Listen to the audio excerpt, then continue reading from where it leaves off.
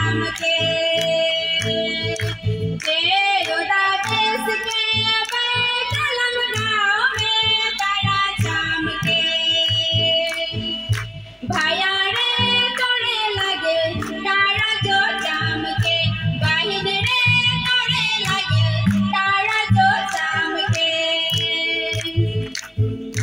दो वाले घर में चारों पड़े तारा चमके